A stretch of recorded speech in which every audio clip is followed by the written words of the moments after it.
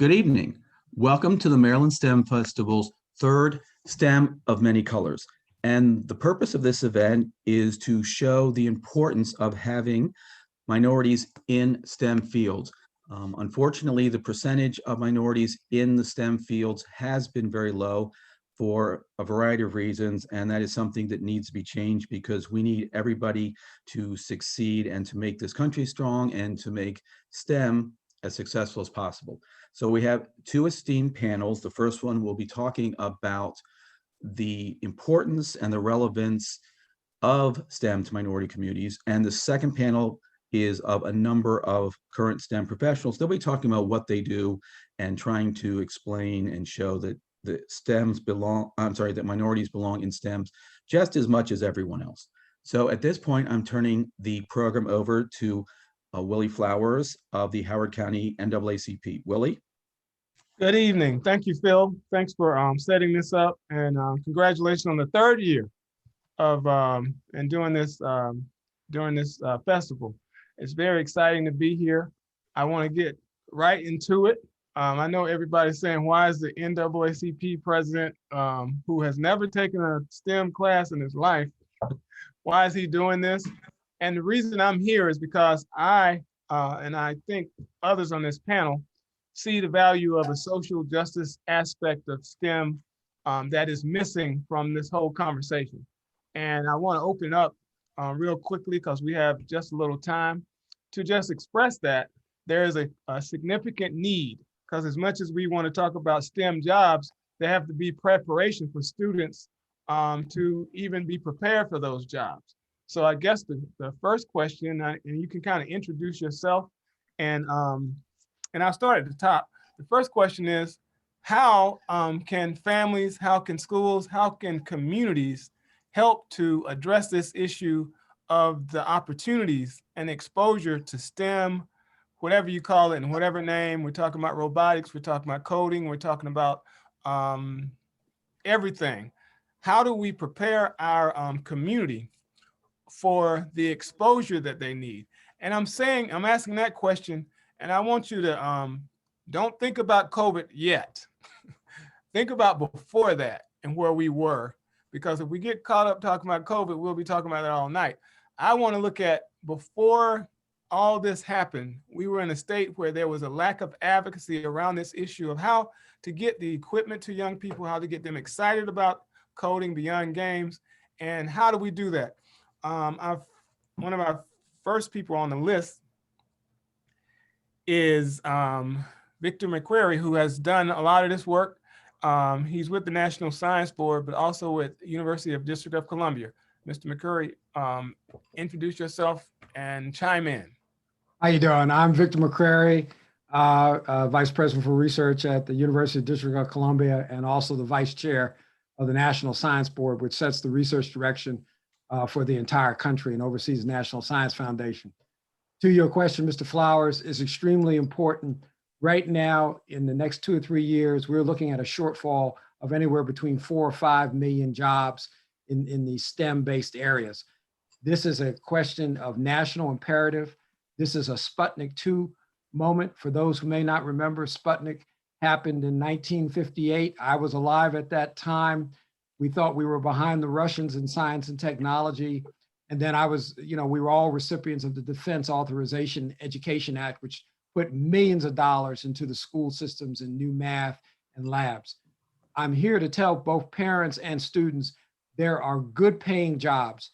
As soon as you get out of high school, whether you just get a certificate, electricians, welders, IT people, a 2-year degree or a 4-year degree, there are tons of jobs in there.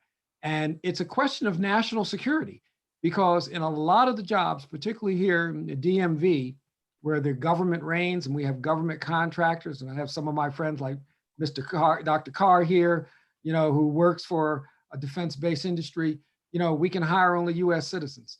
And so we have all the jobs are out there waiting for you. I will tell parents right now, as I got in, because my mother was a Army nurse, look at those science fiction shows, those shows that talk about time machines and science. Get your kids involved in the after-school programs. Demand that your kids take those chemistry and those biology and those coding courses. Also look after school, and instead of spending the money on other things, put your child, particularly, they're looking for young women and young men, particularly young women and young men of color. These jobs are here. And quite frankly, in the national security sector, but again, I'll leave that to others. If you get a security clearance, you can get a premium on your salary for the rest of your life, upwards of $15,000. And by the way, you'll get people who want to pay for your college if you start getting those STEM skills. And I know right now, if you look at the cost of college education, most of us do not have Rockefeller in our last names. And so it's quite expensive. So you can go in the civilian side of the military. There's plenty of STEM-based jobs. There's plenty of jobs in the other areas. Parents, again, students, get in there, get in these programs, look at those after-school programs. For example, in Prince George's County, there's the Patriots program that has all of these hackathons and exposing your children. If you get out there, the time is right, the jobs are there. And I know you didn't want to talk about COVID, but I can tell you right now, plenty of jobs. But I'll leave that healthcare area to Captain Benitez, McCrary, who can talk about that. Okay, thank you. Thank you. Dee Layler with Layler Consulting. You want to chime in there? Certainly.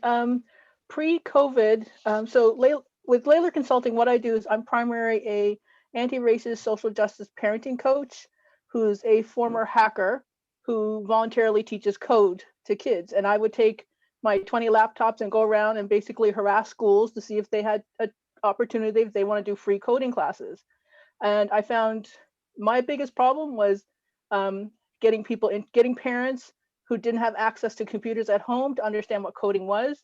So I would just have talks with them and break it down that coding's like a recipe and put it in simpler terms and not get into all the tech stuff. Because basically when I used to go to hacking conferences, I was the only person in the room that looked like me. And even now when I talk to friends in IT, when you go into IT conventions or different cyber conventions, there's still not a lot of people that look like me. And so I said, okay, well, the easiest way we've got to do this is minority communities in pure invention because they have to are innovators. Like I was talking to some kids in Baltimore and they're using apps to avoid the police. And I said, well, why don't one of you guys come up with an app so that you can tell everybody at once wherever the police are? And they're like, how do we do that, Miss D? And I showed them some programs so they could learn to make their own apps. And we have to learn to make our kids become producers versus consumers, because the money is in being a producer and not a consumer.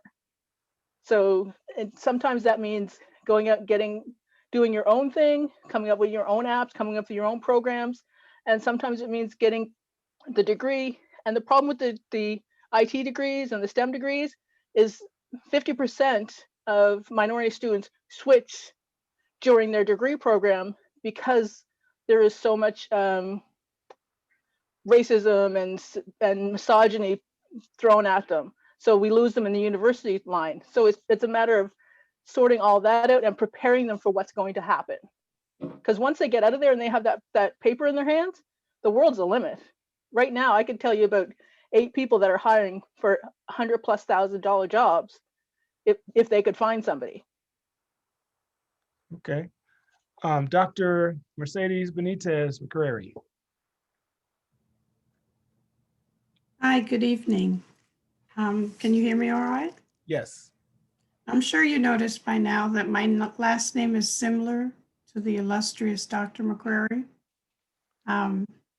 He's laughing. Hey, Doctor. Yeah, that would be us. He's in his library and I'm in mine. We can't share a library, okay? But I was thinking about all that was said thus far. I think I want to take a turn around the corner and refer everybody back to health and wellness. That is the ultimate goal of each and every individual on this planet. Everybody wants to enjoy their life and be well.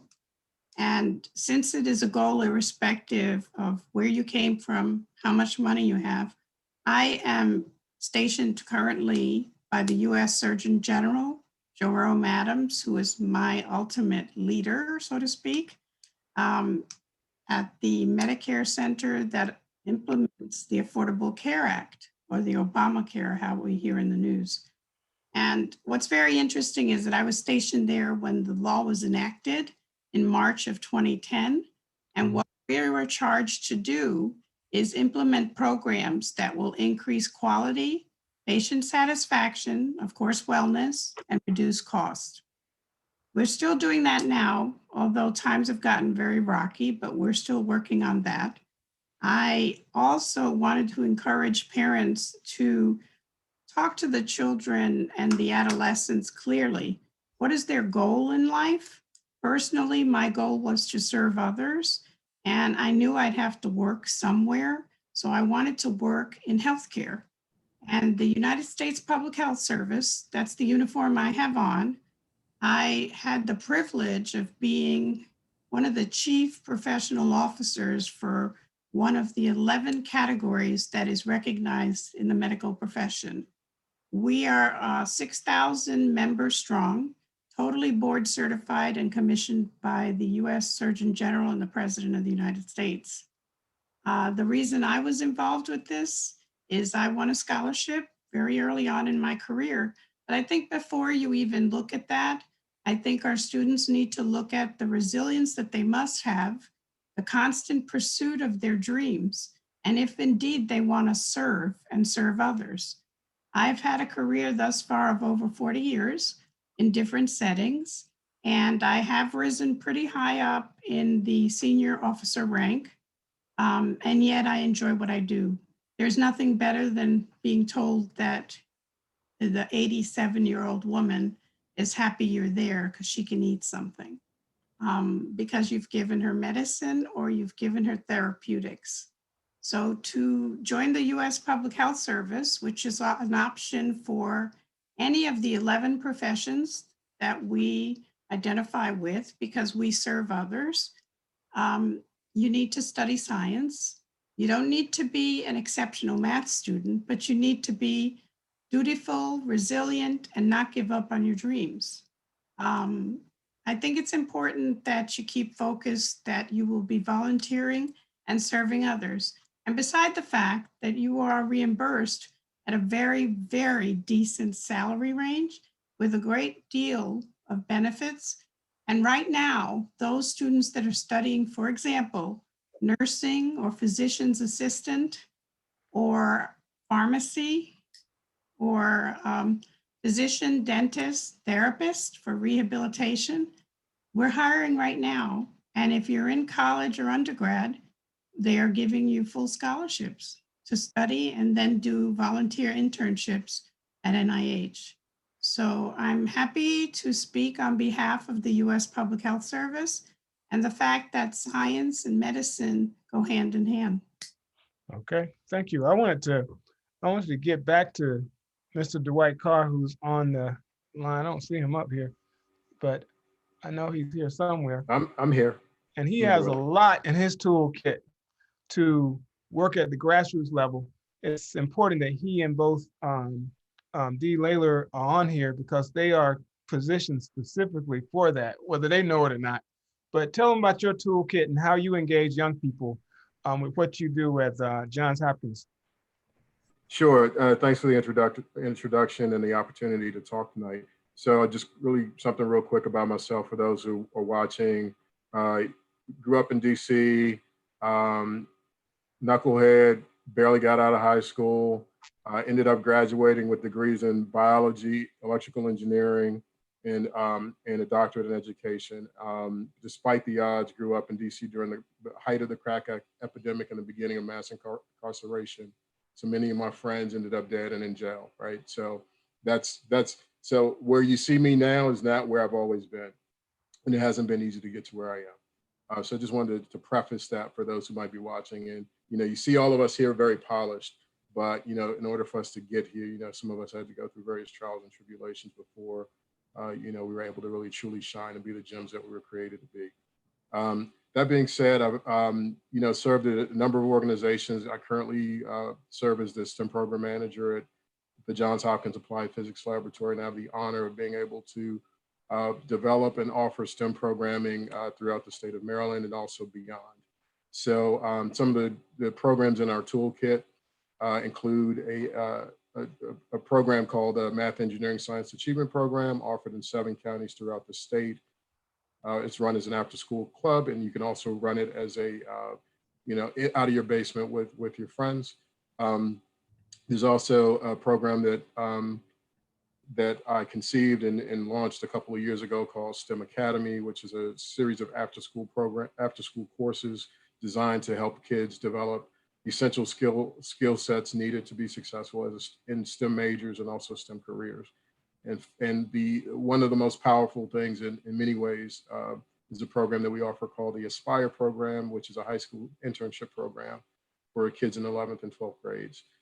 I'll conclude, so those are the tools in our toolkit. We have a special emphasis on trying to get underrepresented student groups interested in STEM and also prepared, as I said, to succeed in STEM majors as well as STEM careers. One of the things I think, to go back to the previous question that I wanted to add on with Ms. Layler had mentioned, is definitely when you're talking to your kids, thinking of it, of providing a why. Why is it important for kids to go into stuff like this? There's so many things that are competing for our kids' attention and time. And, STEM is hard, right? And there are aspects where, I forget who mentioned that many of the kids after second year of college decide they want to change majors, but through some perseverance, hard work, and a little boldness to ask for some help, you can get through some of the courses that are difficult. And as Dr. Benitez McCrary mentioned, it does pay benefits to both yourself, your family, and your community in the long run. So changing mindsets to me is always, and changing culture. Many of our students, want to take the easier route, don't recognize the rich legacy that African Americans and people of color have in terms of inventing and laying the foundation for current civilization. And really tapping into that, recognizing that's part of their legacy and rising to, that was already coded in their DNA, if you will, to be excellent. So really encouraging your children to, to really strive, to work hard, to be there and be supportive of them. And, and coolness is a huge thing. I remember back in high school, the guys who were in science clubs and robotics clubs or whatever we did at the time weren't considered cool guys, right? And so at the time I was really interested in girls. And so, that's an aspect of, getting kids interested in these fields that I think we overlook sometimes, where, we can provide the tool sets, we can provide the information, but ultimately we really need parental support and a little bit of positive peer pressure amongst kids, peer-to-peer peer pressure, to encourage your friends to say, hey, you know what? This is actually something that's going to benefit not only us in the future, but our society and our families. I'll pause there and give Ms. Layler a chance to respond as well. Okay, so we have this genius, these professionals, these experienced people, but what I want to pitch is what we don't have, because you mentioned something earlier about what's cool about it. What we don't have is what youth sports has. We don't have a pipeline to be professional or amateur. And in fact, you can be a professional from the time you learn how to make money doing this. So how do we create a pipeline? And I'll use an example. I always use the example of youth sports because people get it. Because with youth sports, if your child is running fast or throwing something at the age of 5 or 3, you want them to play football, you want them to, whatever it is. So there is a pipeline for them there's a season for every sport. There is an opportunity for them to participate on the team somewhere. We don't see that as organized with STEM anything. I compliment what we see with robotics, and you mentioned hackathons. There's something good happening with maker fairs, but it's not all together. It's not, we know that right now is football season. It's football season, basketball season, and baseball season, and hockey right now. But the point is, this is traditionally football season, and then we move into basketball season, then we move back into baseball. It's an order to it, but we don't see that with STEM. How do we create that? Or do you think it's necessary to create it? Anybody can jump in. In the short term, there are a lot of these things you have to find in your community. So it's not like when I grew up in DC, like Dwight, we had forward, punt, pass, and kick. Okay, that was the thing to do, and you got into football, and that moved you all the way up the line. But while STEM, recently the name STEM is pretty new over the just past 10 years, there have been science clubs. So I would say traditionally it's a little more fragmented. But for example, there's a thing called Black Girls Who Code. Okay, you can get involved in that. If you're in either the Girl Scouts or the Boy Scouts right now, a lot of them now have STEM programs. Okay, in many of our communities, minority communities, there's a thing called Jack and Jill. They are now pushing a lot of STEM programs. Okay, and then you need to look around. There's things like Mesa and some of these things in Baltimore where they are local in different communities. But what I would say to parents is you got to go out there and look for that, because you got to think about this. This is really about the future livelihood of your child. When I came along, it was very important. It's probably one of the first in my family, because most of my family were laborers. Most of them were maids. They pushed us and said, no, we want you to be better, get a college degree. But now there's a lot of people with college degrees who can't get employed, and they're coming out with a lot of debt. And so now parents really have to strategize. Where do you want your student? And particularly folks of color. Again, I don't think most of us have Rockefeller in our last name. So you have to go out and chart that path and get your daughter or your son early in these programs. And yes, they may cost, some of them, but it's worth it, because as you come through, as Mr. Carr will tell you, and some of the others here, as you start to get to high school, employers like Google and Microsoft and the US Navy are starting to penetrate and say, look, we can't wait to get young women and young men interested in STEM when they're a senior in high school, because by that time they're already formed. They're drilling down even deeper. And so you need to ask though, okay? The squeaky wheel gets the oil, and you need to be aggressive, because it's your daughter and your son's future that's in your hands. Dee, you want to chime in? Yeah. So I'm when I've been teaching coding classes, my biggest problem is a lot of parents don't have access. They don't have vehicles to get to the coding classes. They don't have time because they're working 2 or 3 jobs. So I always tell people that there are a lot of free resources online. There's one website I tell people now, it's called Learn to Code with Me. And it has like, I think 90 resources of free coding classes. So for instance, I started my son, people ask me, how early can you start your kids coding? I started my son at 2. He's 7 and he's getting ready to do, we were thinking about Scratch, but we may move straight into Java just because he's reading better than he was before. And if you start them off early, the earlier you start them off, coding doesn't become a have to do, it becomes something they want to do, because they can create so much stuff with it. And I tell them not everybody's going to become a coder, but it helps with critical thinking, and it helps with math, it helps with science, and helps them get the ready. So if they start, say at 5 and they finish coding at 9, they've set the baseline for years and years of math and science work. That's going to be easier for them because they've got the critical thinking skills built into them. And there are lots of options. The problem I find just from being on the ground is that when you're talking to parents who have no computer skills, who don't have internet and don't have computers, you really have to get in and explain to them in non-technical terms what it is, what STEM is, and break down what all the STEM fields are. Because STEM to them just seems like a nice catchword where it gets thrown out, but some people don't really understand what it stands for.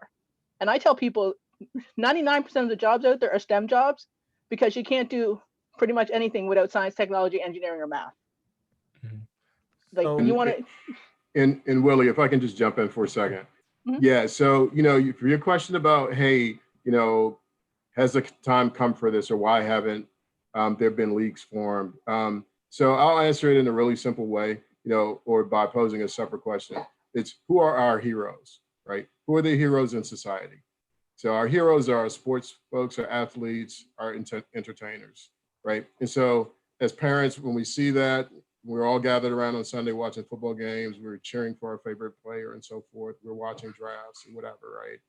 So to me, that's where this piece that goes back to culture. It keeps coming back to, hey, what's in the common ethos right now? And what do people aspire toward? And then you factor in, economic instability, STEM is tomorrow, right? It's me planning today for tomorrow. But if I'm hungry today, how do I feed myself? How do I provide shelter? And so I'm always looking for those fast track ways to try and get, high paydays. So I think it's also adapting. I'm sorry, I have a toddler in the background, so please forgive me. But yeah, so it's always, how do we kind of look at ways to try and change culture to some degree and really promote a new kind of hero. Those who allow us, who've invented the cell phone that we use every day, that everybody has, that's ubiquitous throughout life right now, that's indispensable, right? And highlighting those folks and highlighting the fact that a female was one who invented the computer. And so I think we started taking some steps toward, making sure that we are highlighting those characters in media. But I think, we need to take more steps further. And I think organizations like NAACP can also help to make sure that, we're promoting the appropriate heroes in society. And that's part of our job. Now, Willie? yes, Could I, yes, please. I just wanted to add to what Dr. Carr mentioned. I think exposure in our social system is very important.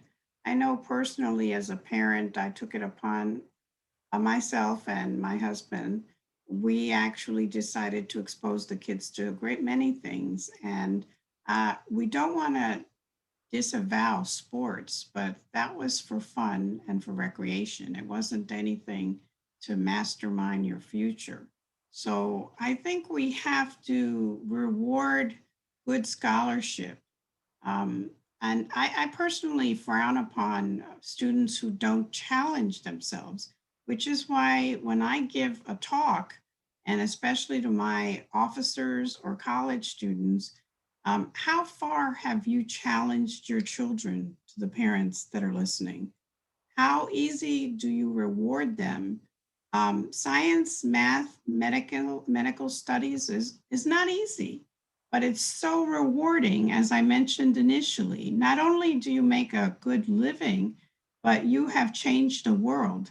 And I know personally there's such a shortage and a need for multicultural, multilingual, well-accomplished medical providers. And I think it starts with the parents at home and then finding mentors and models that the kids can admire. So stop admiring just the sports figures, admire some of the scientists, know who these people are, know that they changed our world, and they're not often mentioned like the others, but you mention them to your kids and they'll want to be like Dr. Somebody or scientist somebody else. I guarantee it. Thank you. Okay. So how do we go? Where do we go from here?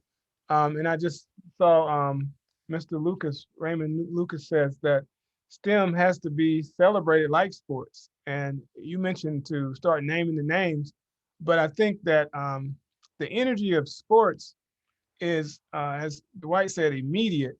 How do we get STEM to come from behind the scenes and put it there? How can we do that? How can we showcase? So what's happening right now is and we can start talking about COVID right now since we're at the end. What's happening right now is that the entire world is expecting the right message from the scientist and not the president. He's having a problem with that, but the truth is the only people who have the answer to this situation that we're in with COVID are the scientists. How do we get those people into the forefront to inspire young people to say, I want to be like them? Mr. Flowers, this might be a commercial, but here's something real easy. I would ask every parent or student out there to type into your web browser BEYA, BEYA 2021. That's the Black Engineer of the Year Awards Conference, which celebrates the achievements of women and men, particularly of color in STEM. It will be virtual this year, so you can still be in the safety of your home. But the thing is, on the third day, it's open to students and the registration is free. So I would say, and it's it's based out of Washington, D.C. I mean, the company is based out of Baltimore. But since it will be virtual, all you have to do is type in right now, BEYA, BEYA 2021, and go to register. And it's free for students. It'll be February 11th through the 13th. And you'll get to see folks who are not only going to be honored for their technical contributions, but you also see students who are coming up and young folks who are coming up who are making a difference, in STEM. And from there, there's all those opportunities at this conference to get engaged, even at middle school on up, and start to talk to people and find out what's going on and where the career opportunities are. I think that's Dr. Tyrone Taborn. That's Tyrone Taborn. That's correct. Right. Excellent. So anybody else have any other ideas in that regard? How to make a touchdown or slam dunk? Well, I have some resources that people can check out. Black Tech Nation, Black Tech Unplugged, and definitely check out Black Tech Week. It's a full week-long series of events, and it goes through all the talk to young Black minds, learn, exchange ideas. And then you have Code 2040, which is a nonprofit that places software engineering students of color into internships at major tech companies. There's lots of resources out there. If you look up the Hidden Genius Project, they have a ton of information about 15 tech organizations actively supporting Black coders. Coding is my thing, so that's what I usually only talk about. And the resources are there, the people are there. There's Black Men Code, Black Female Founders, All-Star Code, and they all have one goal in mind, is to get as many girls and boys of color into tech. So this is a roundup. So where do we go from here? How can we step from, I guess, this platform into bringing all those things together? And what I can do is and I'm trying to do this, Dwight knows, I am organizing. And that, at the end of the day, I'm an organizer. I'm the president of NAACP, but I'm an organizer. So my goal in life is to create a platform, an outlet for all this to happen. So how can we do this? How can y'all be of help for us? And I'll say specifically the NAACP, the state of Maryland, to sanction a conference, webinar, whatever we call it, that's right here in Maryland.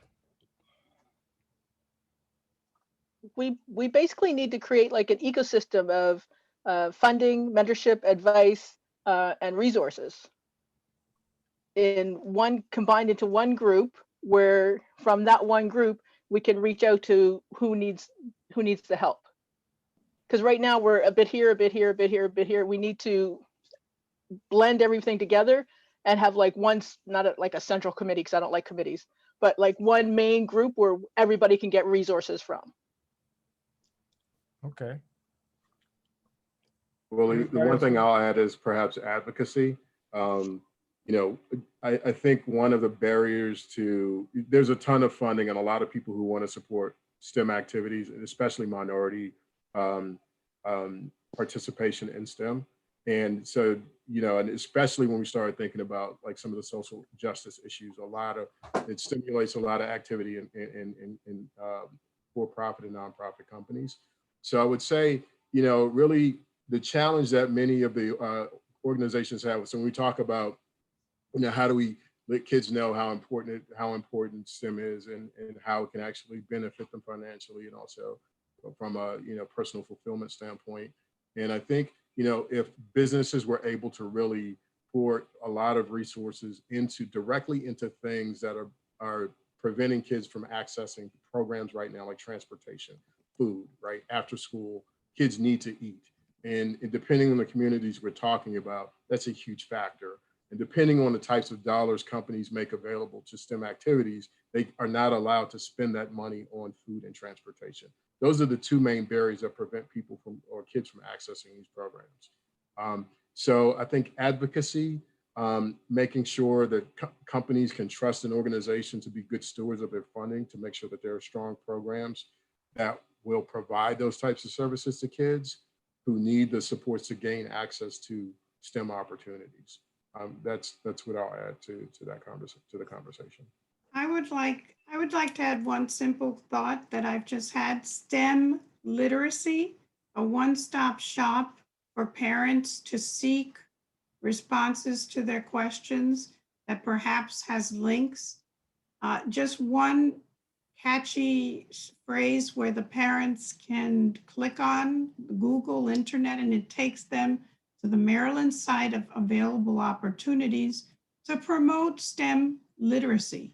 Because many parents tell me when I go to high schools, I didn't know you existed. I didn't know my child could study this. I wish I would have known.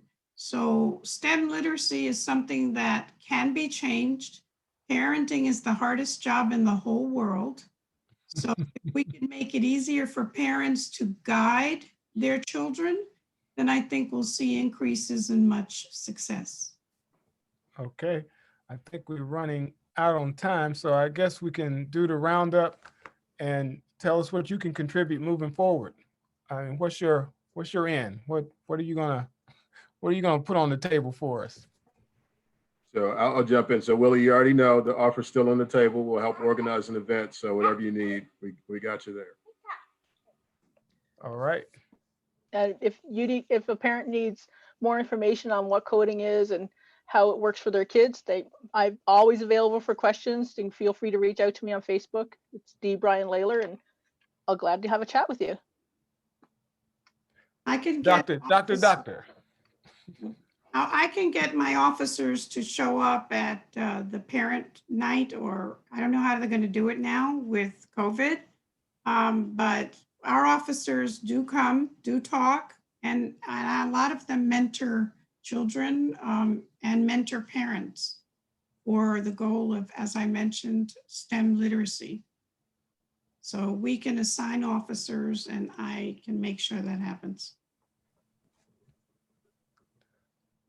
Dr. McCurry. Dr. McCrary, you're on mute. My day job, I'm at the University of the District of Columbia, which offers a regional tuition rate, which is the cheapest you can ever find. And we have a community college as well as an ABET accredited engineering school.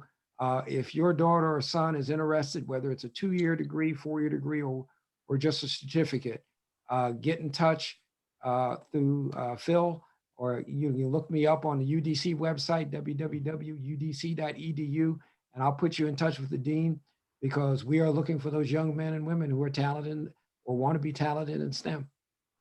All right.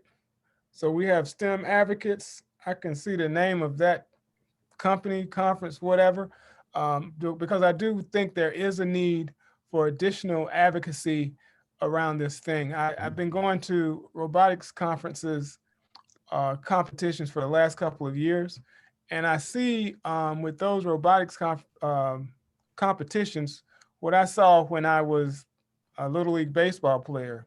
When I was first introduced to Little League baseball, my older cousin was on a team that was sponsored by Pizza Hut.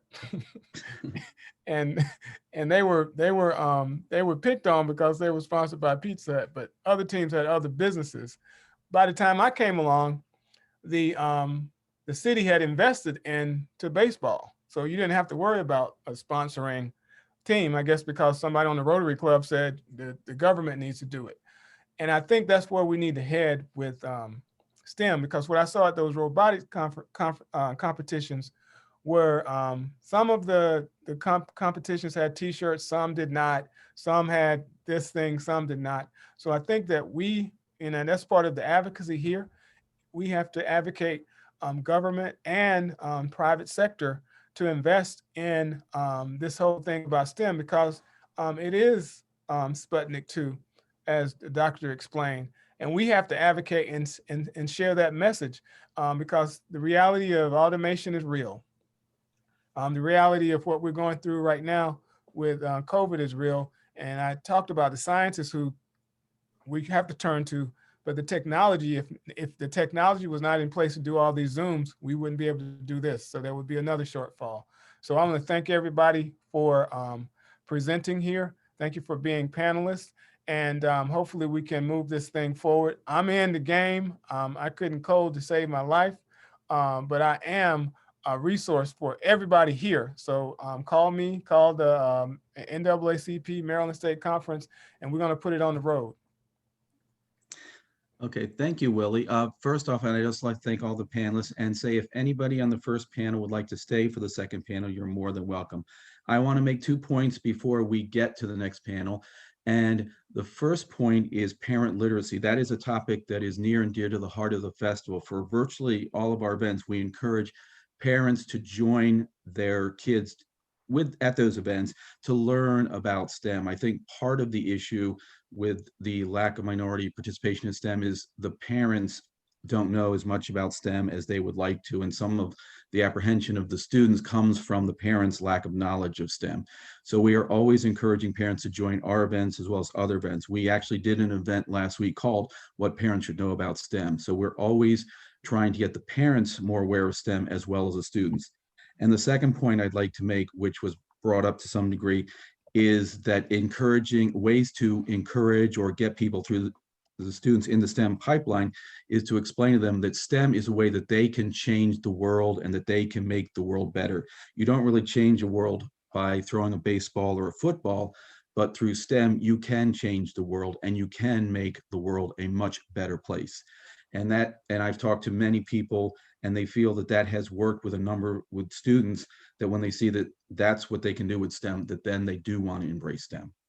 So next I want to move to our panel, and we have a variety of outstanding STEM professionals from minority communities, and we want to talk to them about what they do so that they can hopefully inspire STEM students and educate inspire minority students and educate their parents on current roles or positions being played by minorities in STEM, and that the STEM world is open to all and not just a limited number. So I'm going to go down the list and ask each person to tell us their name, their title, what organization you work for, and just a little bit about what they do to start. And I will start, and we have a great group here, so it might take a little time, but I'm going to start with Anisha. Anisha, would you like to introduce yourself, please? Hi, good evening. My name is Anisha Griffin. I am CEO of CST Engineering. We are a civil engineering consulting firm in Columbia. I guess a little bit about the civil engineering field. We are kind of the original engineering discipline. Some of the basics that form our infrastructure, things like public works, so utilities, bridges, buildings, tunnels. My area is traffic, so we make sure that people can move, cars and trucks and cargo around our roads. Civil engineering also includes things like ports. So there's all different types of subsets of civil, and they kind of govern the basic functions of life in our society. Thank you, Anisha. Asata, I hope I pronounced your name correctly. Did I? Yes, you did. Hello, can you hear me? Yes, I can. All right, I don't have my glasses on today. My name is Asada Desaline. I work at the FAA. I work in aviation safety. I'm originally from the Bronx, New York, but I've been in DC for 2 years now. I think that's a quick, I don't know if it was anything else you wanted me to say. Well, yes. Also, could you tell us a little bit about what you do? Oh, of course. So in aviation safety, I worked for 9 years. I'm an electrical engineer degree. I'm aerospace by trade. I did a lot of the design, aircraft certification, making sure that the manufacturers like Boeing and Airbus are complying with the rules, the regulations, they're testing it. And prior to working there, I worked a few years at Sikorsky Aircraft Corporation. So that's where I got a lot of my hands-on experience working in the labs and doing testing and playing with software. And currently, the last year, I've been with aviation safety, but I work in accident investigation now. So we're looking at incidents and accidents and studying the, trends and trying to identify things so we can prevent the accidents from happening. Great, thank you. Sierra, would you like to introduce yourself, please? Hi, I'm Sierra Carter, born and raised in Baltimore, Maryland. Have a degree in civil engineering from Morgan State University. And I work with White & Turner Contracting Company. We are a general contractor. We are the people who actually take the drawings and plans and actually create them and make them something real into 3D and something that you could touch. Beautiful creations that we do. We do managing, we look at designs. We basically kind of just do everything in a mix of also scheduling, planning, building. That's about it. Construction. You might not see us actually picking up a hammer, but sometimes it gets there. Okay. And I think I have one of your coworkers, Christina from White & Turner, also is on with us. Yeah, hello. Okay, my camera's on. Yes, so I work with Sierra as well. I'm originally from Chicago. I moved here to Baltimore to work for White & Turner. Actually, I studied in Chicago, Illinois Institute of Technology, civil engineering. Sierra pretty much covered what we do. Just, how everyone's saying, keeping it simple. The way I like to explain to my parents and everybody who doesn't really know what STEM is, we, with White & Turner, we're pretty much as project engineers, pretty much the office side of construction. We manage all the paperwork and estimating, scheduling, and make sure that we handle the day-to-day. But that's pretty much what I like to simplify what I do day-to-day. Maybe later we can get into depth, but I think Sierra covered most of it. Okay, thank you. Jayesh, did I pronounce your name correctly? Jayesh? Yeah. Evening, everybody. My name is. Can you hear me? My name is Jayesh Jarawala. I am by degree, I have a degree in chemical engineering from the University of Delaware. I've been working in the same field for what seems like a while. It's been 22 plus years I've been doing control systems engineering, which is also known as process automation, which just means I'm helping automate all the factory floors around and that type of thing. I've been kind of all different industries. I work for a private firm. We have an office here outside of the city. I live in Baltimore. We're headquartered actually up in Delaware. As my other hat for the last 10 years that I've been down here in Baltimore, I also mentor high school robotics teams here. So that's my other gig. And that's quick about me. The process automation is everywhere. It's the fantastic thing about that field, which I didn't really understand when I was in college or even high school, is that everything has a layer of automation to it and can take all different types of skills and backgrounds to work in that. Thank you very much. Tamisha, can you introduce yourself, please? Good evening, everyone. My name is Tamisha Thomas. I am also with the FAA, and I am also with Aviation Safety. You're not coming in very well, Tamisha. But I work with unmanned aircrafts, aka drones. I'm sorry. Oh, you can't hear me. No, Tanisha, are you on Can pulse? you all hear now? No. You're breaking up. Okay, come back. Can you all hear me? Well, we can hear you, but you're kind of... You can go to the next person. I'll let you know when I can get a clear signal. Sure. Tracy? Hi, Tracy, good evening. Sure. Are you able to hear me? Yes. Perfect. My name is Tracy Hamlet. I work with T. Rowe Price. I am a project manager there. And the projects that I manage are in the cybersecurity department. So I'm able to be engaged in anything from technical to policies and assessments, and a very vast group of team that I work with. Thank you. Edward, could you please introduce yourself? Hi everyone, my name is Edward Emerson, and I work with Delmart Technology in Baltimore, and I am the project coordinator working with the quantum literacy project at the National Science Foundation. So quantum literacy, we are currently focusing on the national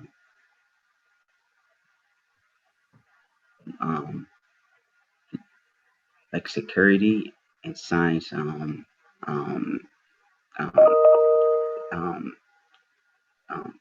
educational mission, and we are focusing on bringing quantum science and quantum literacy towards the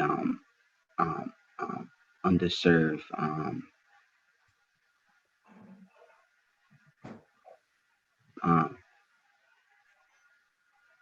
Communities? Communities, and that's my focus right now. Okay, all right. No need to be nervous. Tamisha, I see you tried to get back on. Thank you, Edward. Welcome. Tamisha, did you get back on? Okay. Yes, I'm back on. Can you all hear me better now? Yes. All right. Sorry about that. That's okay. Logged in through the phone now. But my name is Tamisha Thomas. I am also with FAA in aviation safety. However, I work with unmanned aircraft, AKA drones.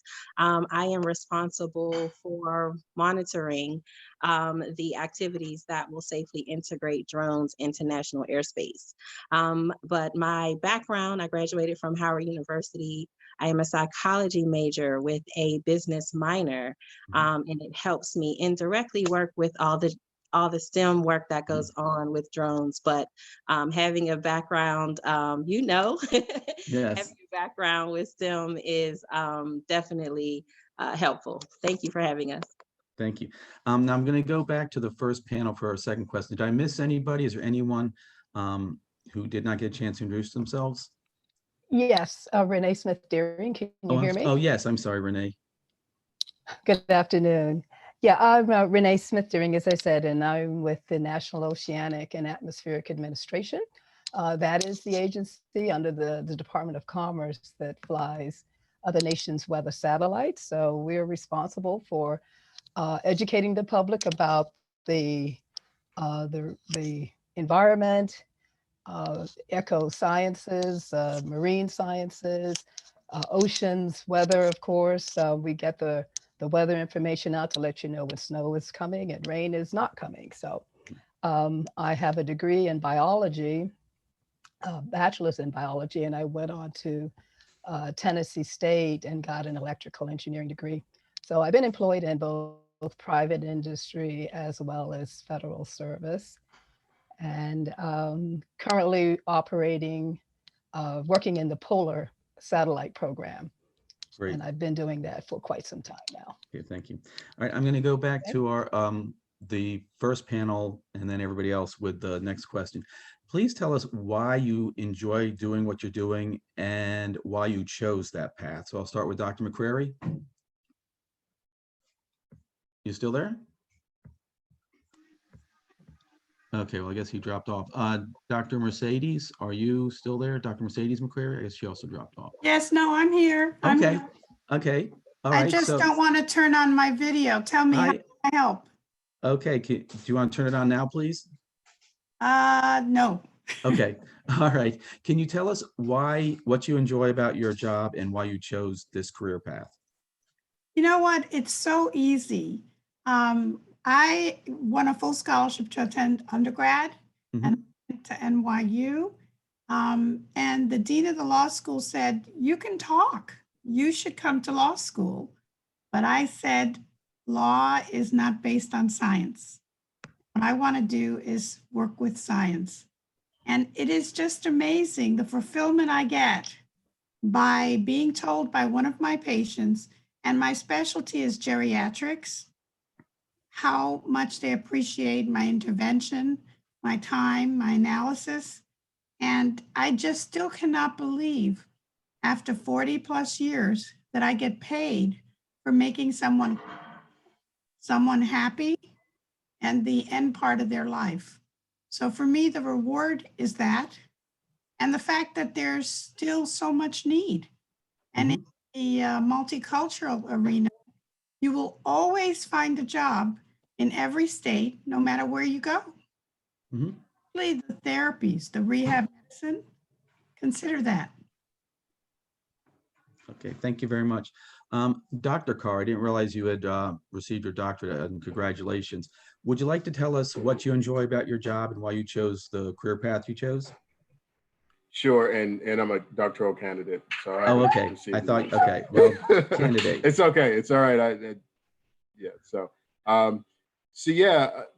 I'll talk about when I was doing engineering work, because right now I mainly manage STEM programs.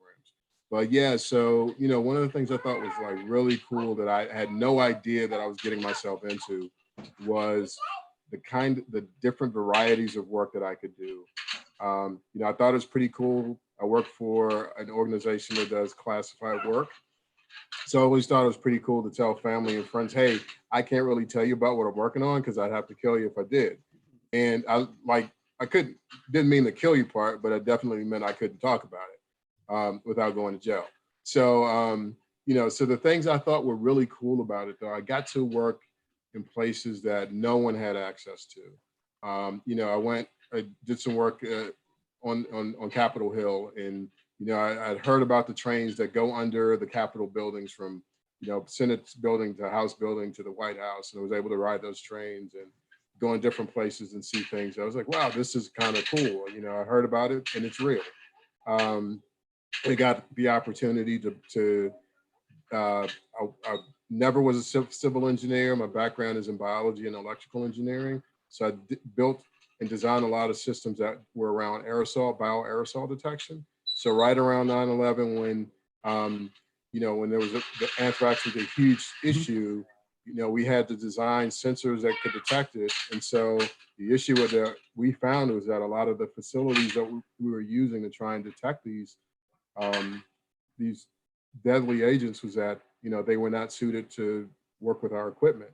So then I ended up working with construction teams to design 30,000 square foot facilities, in order for us to screen and process things that we wanted to make sure kept our senators and representatives safe. So a lot of cool stuff. To have colleagues that have gone to Alaska, to the North Pole to conduct studies.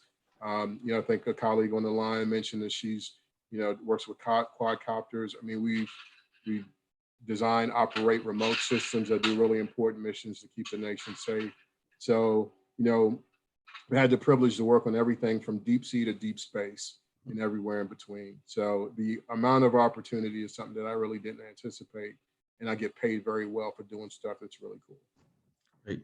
I see you're back, Dr. McCrary. Do you want to, and this can be about any point in your long career, what do you enjoy most about your job and why did you choose your career path? Wow. I grew up in DC, in Northeast DC.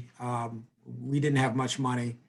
And at that time in DC, they had a lot of gangs. And so you needed to know how to do three things. Either knew how to fight, know how to run, or know how to talk. Okay. And so I didn't fight. I was tall and lanky, so I could run. Didn't know how to fight against the big guys, but I did learn how to talk. And one of the things I learned was I went to the library and I learned how to make gunpowder.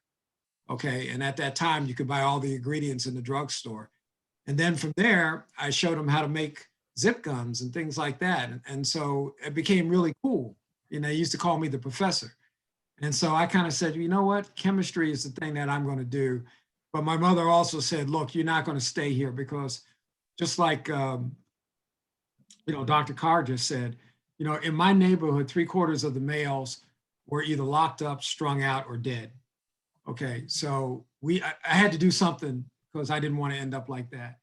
And then, went on, and I should say, went on to Catholic University and then Howard University, got my PhD. But I went to school for two reasons, is because, and the career I charted was, one, my mother was a real civil rights and our family was an activist. And, some of you all mentioned earlier about the heroes. We heard about people like Percy Julian.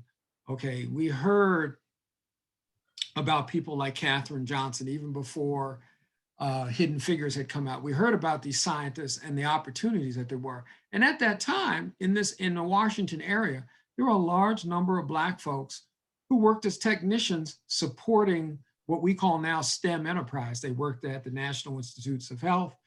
They worked at the Naval Centers in White Oak and Indian Head. And so there were tons of people. And so these were career opportunities. I would say one of the things that was also important for me, there were a lot of people who don't look like me, who were really willing to be mentors and said, look, I want to help you. Okay, because a lot of them saw some of the social injustices. Some of them, for example, I grew up in a mixed Black and Jewish neighborhood. A lot of them had seen oppression and social injustice toward them. And in fact, some of my early members were folks who had come to me from there and helped me go along. And I think one of the big things is, I do believe that probably 97% of the people in the world are good and they have good intentions.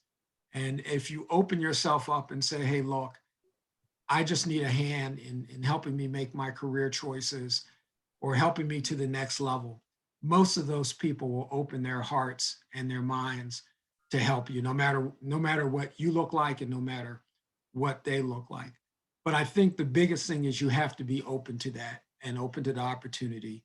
And then the next thing, which I'm very pleased at, was seeing some of these younger folks who are having their own civil engineering firms or working in aircraft, is you have to be willing to take risk. As I said earlier, around holiday times, all my aunts who were maids and my uncles who were laborers would gather around and say, you're going to be the one, you're going to be the one. And it would have been very easy for me as I was growing up. I could have got a job on a trash truck in our neighborhood or working one of the jobs because it was safe. I mean, particularly you could get a job with the government, but they also pushed me to take risks, get outside of that, see yourself as differently, and that's why I would also say, see yourself as differently. People of color do STEM. Just like years ago, when we put our kids in swimming, people used to say, well, Black people don't swim. Well, yes, they do. There's nothing against that. There's nothing in the genes that say that, but you got to take the risk to do it. And that also means, hey, look, I will tell you, I wasn't the brightest bulb on the planet. It took me a long time to get math right, to get science right. But I was driven by the curiosity and I guess also the stubbornness because, my mother was saying, look, C's are not good enough. Only A's and B's come in this household. So those are the things that I think are important, and that can help you guide through your career, whatever you choose. And also, just one final thing, when I came along, going in STEM was kind of restricted and thinking to the laboratory. But nowadays, you can get those STEM skills, and once they teach you that critical thinking, you can go into policy, you can go into communications, okay? You can go into advising, all right? You don't necessarily the person working in the dark laboratory with the white coat. There's lots more opportunities and they're looking for those people, particularly in business. When you think about finance now, it's now called FinTech, okay? Because they want people with those STEM skills, or health fields, as my wife said. All of those people, they have to use artificial intelligence to look at MRI images. So extremely important. Yes, and they can go into teaching as well. And they can go into teaching, and that's where we need the most. Yes, thank you.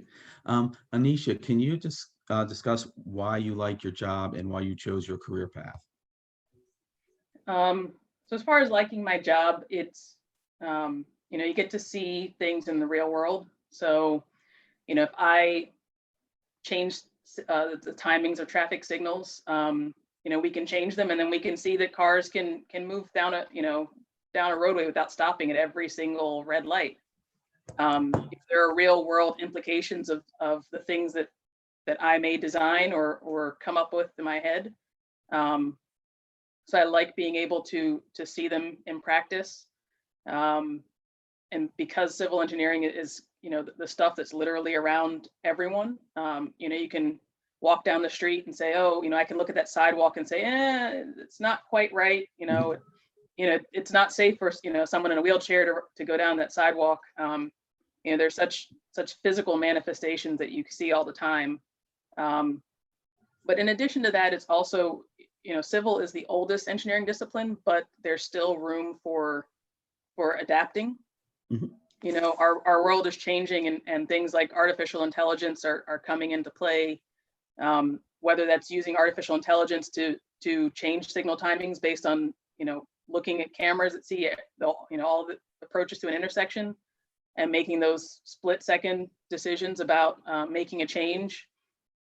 Or even just thinking about our future of using connected and autonomous vehicles, you know, how they may interact with our infrastructure, if we need to make changes to our infrastructure to accommodate them, or even just figuring out, you know, what is safe to, you know, or at least, you know, where you feel comfortable having a computer making a choice that we're used to us as humans, as drivers, making those choices.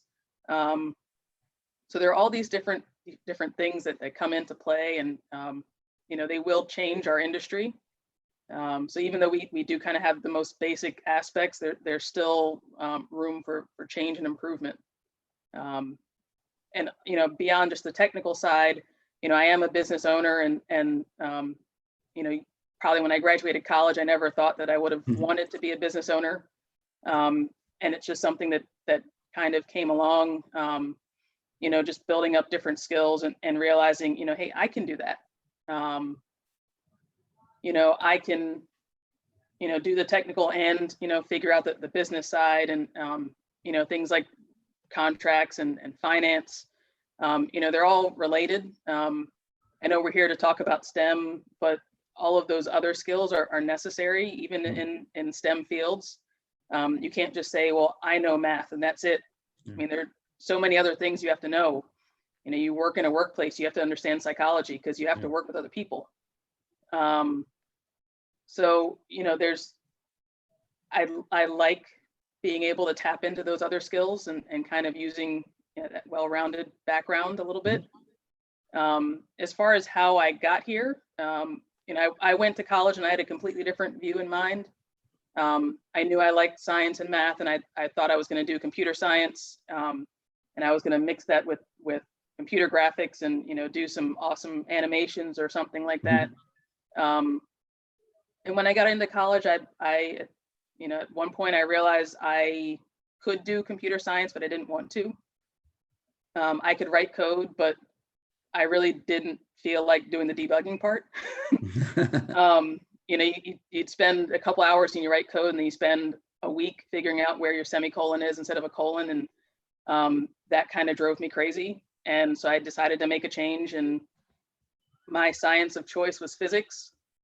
So that meant either civil or mechanical engineering. And, you know, I picked civil and got an internship. And, you know, I wound up interning and doing an engineering co-op, which is, I took a semester off my senior year. So I worked a summer and that whole semester to get work experience. And then after college, I graduated and I went back and I worked for that company. And so, you know, I've always worked for a small minority-owned company, and I feel like that also gives it a different perspective on things. You know, we tend to have to be jacks of all trades. You know, we can't just only do one thing for the rest of your life. You know, you're a small company, whatever work comes in the door, you got to do it. So I like having that variety and being able to kind of use all of my skills. Great, thank you. Asata, would you like to discuss what you like about your job and why you chose your career path, that path? Absolutely. It's funny because I'm in aviation, but I had no desire at all coming out of school to be in this field. I knew nothing about it. It was people like us that got me into it. I had a teacher that pushed. I was really good at science and math. And I'm in 8th grade in New York. You have to apply for high schools. And Mhm. she took my application and it's 8 options and she filled out 7 and let me pick one. So I picked the one that my friends was going to, but the program I ended up getting into was an engineering program in high school. And at first I was like, I don't want to make cars. I knew nothing about engineering. And then I got into the program and I fell in love with it. So then I knew I wanted to be an engineer, but before that I wanted to be a doctor. So then I Mhm. started thinking, how can I mix them up? What can I do? And at first I was thinking biomedical engineering. And then I was thinking, kind of what somebody said earlier, electrical engineer could work in all fields. So maybe I'll do Mhm. that. So I got into EE. I went to Morgan State, graduated from Morgan State. While I was in there, some friend of mine told me to somebody from Sikorsky was going to call me. I didn't even apply for the internship. Somebody called me. So I just kept getting pulled into this field, Mhm. and I took the opportunities. Sikorsky was helicopter. I knew I wanted to do medical devices, but I was like, forget it. I'll just go see what this opportunity is about. Got there and I was like, it's okay, but still wasn't my thing. But I knew they'll pay for me to get my master's in biomedical. So I started working there, seeing an opportunity for the FAA. I was actually living in New York, commuting to Connecticut, and I seen an opportunity in New York for the FAA. And I said, you have to know people to get into those jobs, but I'm going to apply anyway. And I was in Jamaica with my girlfriends and I filled out the application, forgot about it, got the job. So I just kept getting pulled into this field. And now, I fell in love with it. I work in a field that we all use. Everyone flies every day. My job is to make sure you get to your destination safely. It's awesome. There's so many avenues you can go into the FAA. Started aircraft SIR, I'm an accident investigation. There's airports, there's drones, there's air traffic control. It's just so much. And then moving to DC is amazing. There's so Mhm. much here. In New Sure. York, we didn't have this. It was no Black programs, no, nothing. So that I feel like it's my job to go back and, make them aware of these Mhm. opportunities. And, that's why I love anything like this, because we didn't have, if I didn't have that one teacher that, and then she put me in some program in Columbia where on my Saturdays I was doing a STEM Saturday program all day sitting in school, but she's seen something in me that I didn't even know. So that's how I got here. I didn't have no desire to be here. I wanted to be a doctor. I wanted to make, and then make medical devices. And I'm in aviation and I love it. I have no desire to do anything else but this. That's great. Sierra, can you tell us a little bit about what you like about your job and how you got where you are? What I like about my job is that I think it's it's like the basically bringing something to life, like Mhm. actually being able to see a building go from a plot of dirt to actually being something that is filled with people.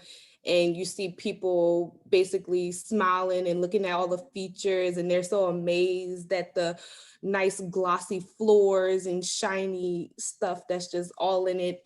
And when you look at plans at first, you just look at them and it takes your brain like a while to process it at first. And you're like, how is this going to get done? Mhm.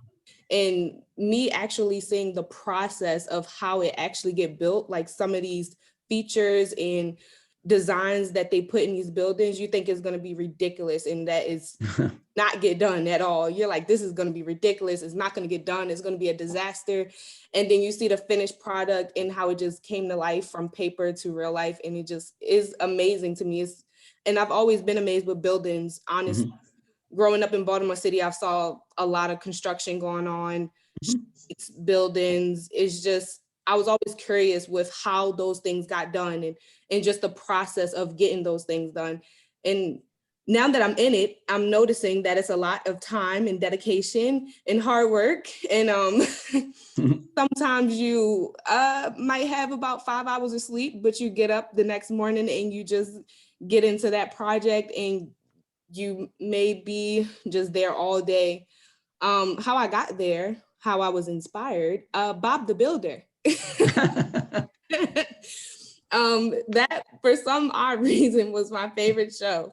Bob the Builder, that was my favorite show as a little kid. But in middle school, a teacher put me in a STEM program at Morgan State University, and it was a group of us, probably like 5 or 6 of us that got picked out of our middle school to attend this STEM program at Morgan State University for free as well. And I was really good at it. I was always good with math. I was always good with my hands, you know, just hands-on activities, as well as like just the curiosity, as Okay.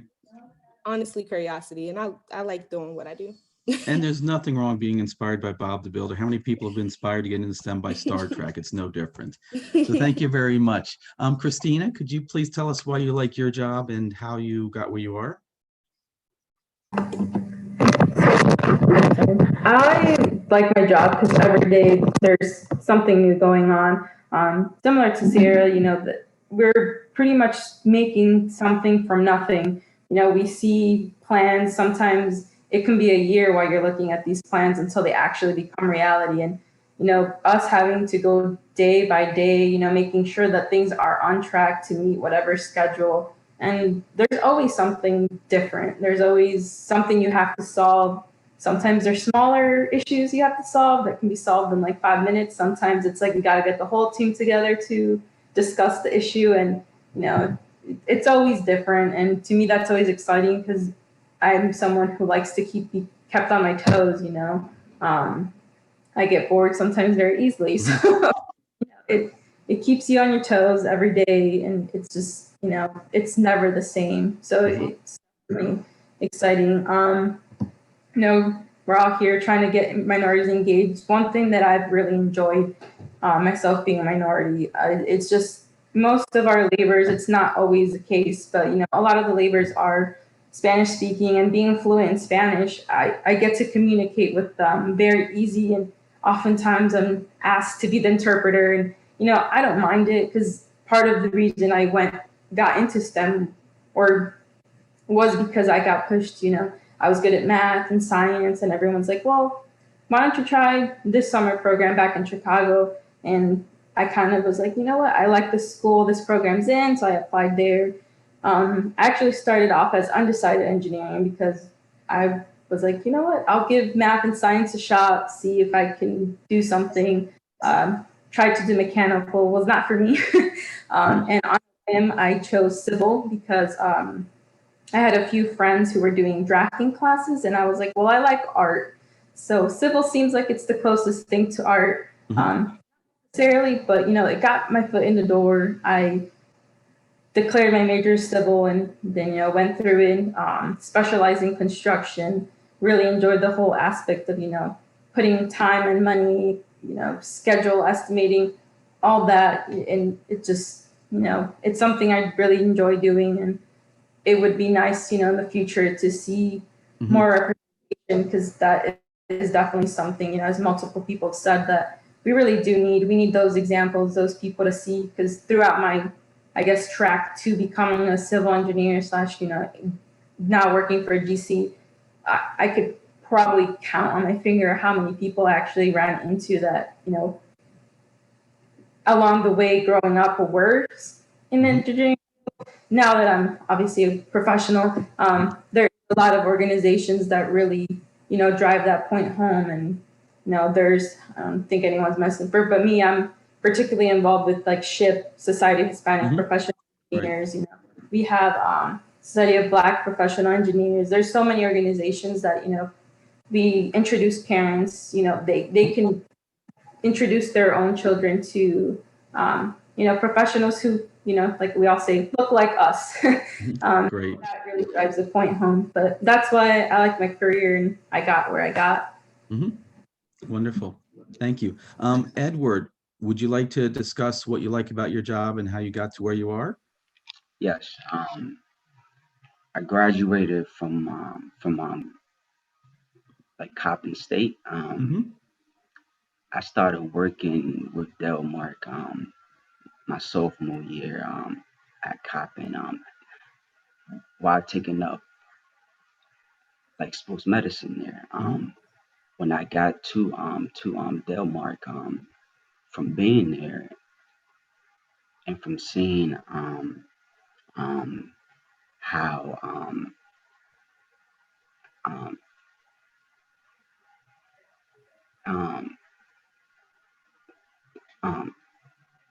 innovative and just open to new new like ideas, how and then um, also how they impact their hub zone like community. Uh,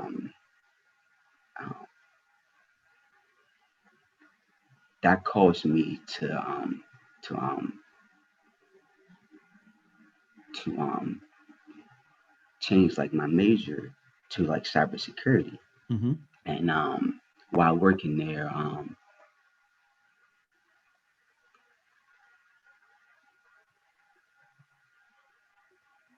um, I got to work with different, like HBCUs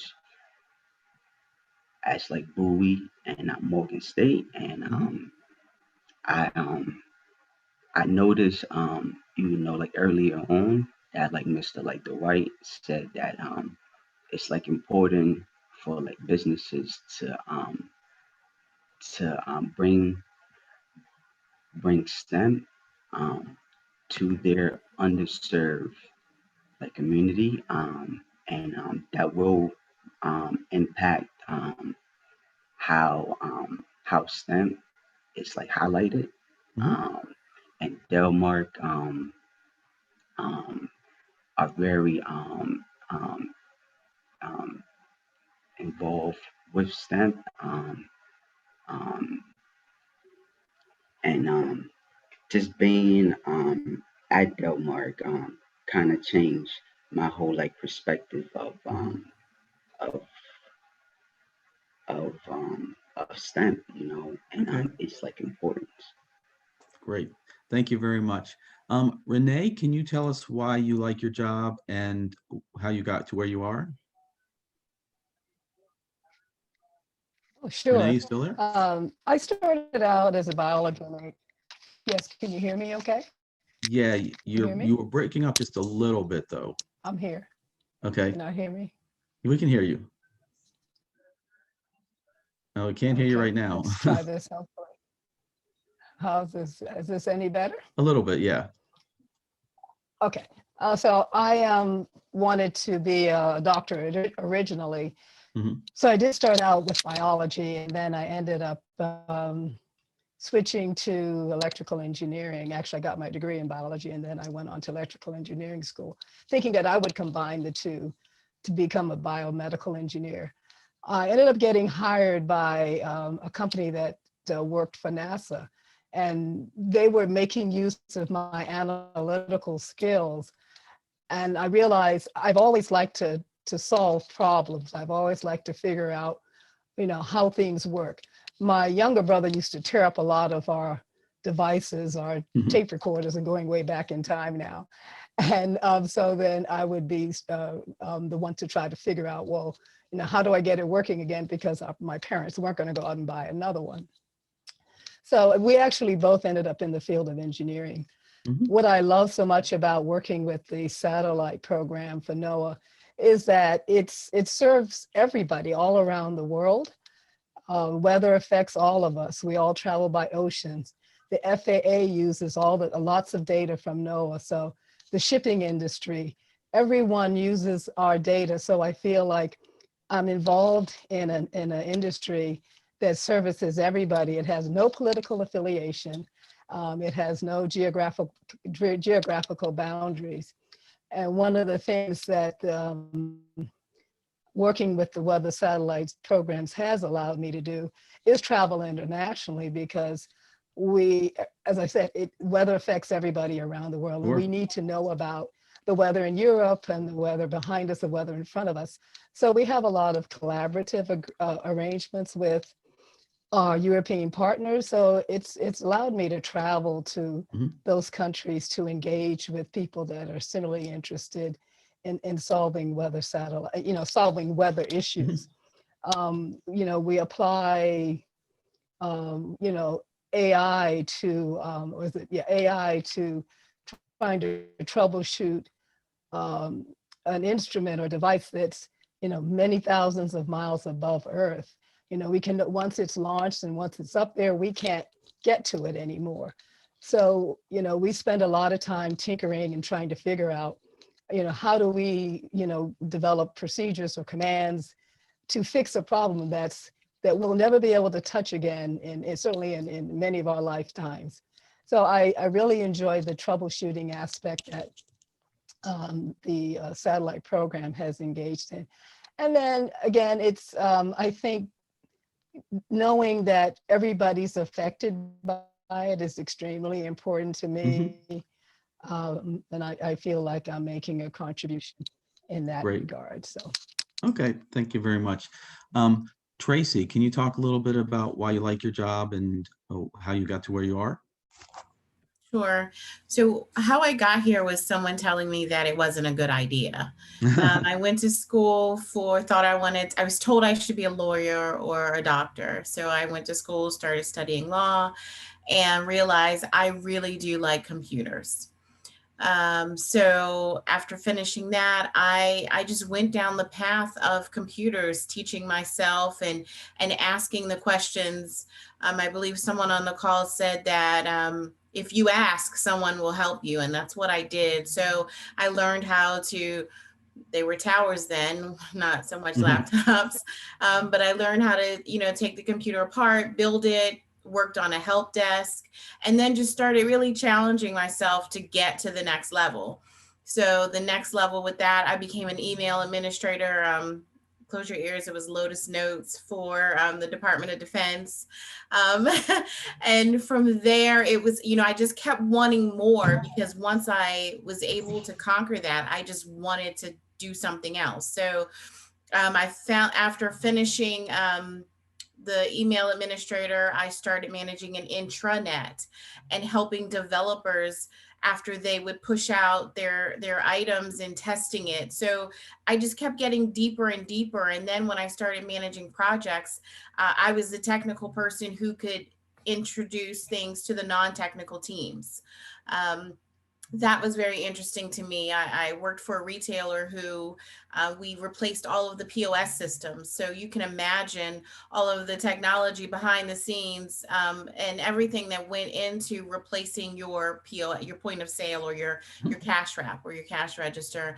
And then you fast forward to right now. I've kind of gone back to law, because now in the cybersecurity world, I'm managing policies.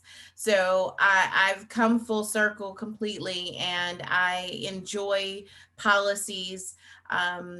People are usually afraid of rules, or they think rules limit them, but actually, you know, without these policies, these laws, and these things that we have to guide us, we wouldn't know where to go.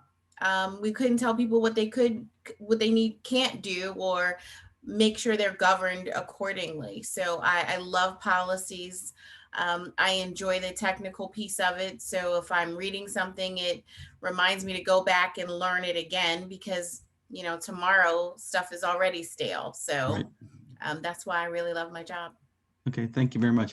And Tamisha, you are our final speaker for tonight. What do you like about your job? How did you get to where you are? So working with drones is just new every day. There's so many exciting things on the horizon. Just learning, like even doing safety risk management, which is one of my favorite things, to just sit in the room as they just talk about all things that could go wrong or right using drones. When I go out and speak to children, one of the activities I do with them is what could go wrong if you are delivering a pizza via a drone. And so it is a great way to introduce risk management to kids, which is a huge piece of what people do in STEM. So just being on the cutting edge of the new wave of aviation, to me, is something that I never thought I would be a part of. I also thought I would be the next OBGYN doctor, but my career would lead me to a different path. When I began to take my psychology classes, I took my first clinical class and learned about the different things that psychologists have to deal with, and it was overwhelming for me to deal with the human interaction. And so my advisor said, well, have you heard of industrial psychologists? And I'm like, no, not really. And basically, we go into organizations and kind of deal with the mind of the organization. Yep. And so being able to do that in a technical technical industry has just been very, very rewarding. Just like Anisha has said, and also Dr. McCary has said, there are a lot of different dynamics to the tech world. And so being able to kind of interpret those things for some non-technical folks has been also very rewarding. So that's kind of where I am, how it got here. And aviation is just something that I also did not know I would be a part of. I met my first boss actually at a happy hour. And we were, I was 2 weeks before I graduated college. And we were actually debating about hip hop versus jazz. And I always tell this story because I like to tell young people, you never know who you're talking to, Right. and you never know where that conversation can lead. And I actually, defended my position on Puff Daddy at the time. And, she respected that. And within 2 weeks, she actually gave me my first shot with the National Black Coalition of Federal Aviation Employees. She was the national president. I'm now the standing vice president of that organization, just to bring everything full circle. Sure. It has been an honor to actually be able to even serve or run for this position. But that is how I was introduced into aviation. I did not even know how to spell FAA when she hired me. But little did I know she was making a huge impact on how the agency would hire people with disabilities, minorities, and women. So Right. I'm just honored to be where I am, and I love it. Okay. Thank you very much. Actually, I forgot, Jayesh is still here. If you could briefly tell us what you like about your job and how you got to where you are, and then we'll be wrapping up. Absolutely. Hey, everyone. Thanks. Thanks, Phil. So I kind of know, I've been introduced or been around sort of engineering for most of my life. I mean, I'm first generation American, but my parents came over in the 70s. My dad was an engineer. So I was fortunate to have him as an example. He was a mechanical engineer by trade, mostly contract engineer, which I didn't really understand what that meant, but I did, I did a bunch of drafting when I was in high school and learned, and I like math and science. Honestly, so he passed when I was young, but I got into engineering in college because it was the challenging major to take. I just needed, I like being challenged. I did chemical engineering, which was a good challenge. 4 years of a weed out, essentially, and they didn't stop. But it was great. I loved it. And what I do today, the company I started working for, I knew very little about what the field was. It was one class, one semester of my senior year, and it was all theory. And then you go up and you show up, and it's a bit different than what you learned in school, which is fine. But it was, I gravitate towards, I have a degree in, obviously chemical engineering is a lot of chemistry, a lot of math, a lot of those kind of process things. And I thought I was going to go into working for plants and factories and stuff. Where I ended up was in process automation. And I've been coding since I was pretty young, just been fortunate to been around the advent of, not necessarily advent, but the availability of certain things through my school. I met mostly what was in Delaware at the time. And control systems engineering or process automation is just kind of neat. It's just, I've gotten to see how golf balls are made to, steel, to see where spices are made just up the street from us up here. And a variety of things. And it fulfills my need for problem solving and finding problems and figuring out solutions. It's a lot of fun. I was going to say unlike most engineers, but all the engineers I've listened to, or all the people who are in STEM here on the call, we all seem to be people person. It's not very typical generally. I'm a much more outgoing person, so I enjoy the other side of it of talking to our customers, figuring out what they what their problem is, and figure out solutions for them. That's what I really like about what I do. Now, 10 years ago, I landed up. I was very fortunate to find out about FIRST Robotics when I moved here to Baltimore, and I know Willie Flowers was talking about, where's the pipeline? I'm telling. I mean, I know it's not everywhere and blazoned across every advertising space it should be, but robotics is amazing in the city and in the state.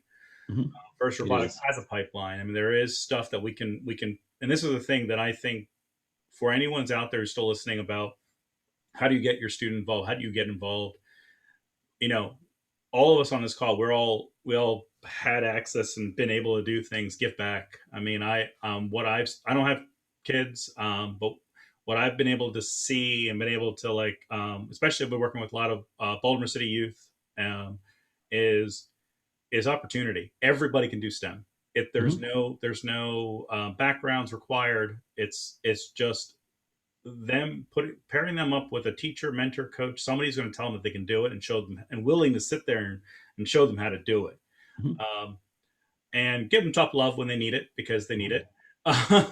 But there is opportunities. I work with high school students, but there's a pipeline that we need to, and I've been talking to some of the FIRST Maryland and Virginia and DC organizations. We've been talking about how do we get the elementary students, the middle school students, and everyone through that, create that pipeline so that they constantly find access. And it's not just robotics, it's curiosity. Yeah. Our robot's a vehicle. Our mentors, the robot's not the key. The robot is the tool to make sure these kids become curious and build a curiosity, so that when they go out and go into their 2-4 year or even straight to tech jobs, they get excited about solving problems, figuring out, breaking down things. That's all. To me, that's what I learned out of school, was how to do critical thinking and how to break things down. And I think that's a great way to wrap up this program. So I want to thank everybody who participated tonight. This event will be posted on a YouTube channel. I think this was an excellent discussion. I hope that it inspires parents and the students who watch today, as well as who will watch in the future. And this will just be one of many efforts by our organization, as well as many organizations, to increase the number of minorities in STEM. Thank you so much, everybody, for being here tonight. Have a great evening, and we'll be talking. Bye-bye. Night. Good night.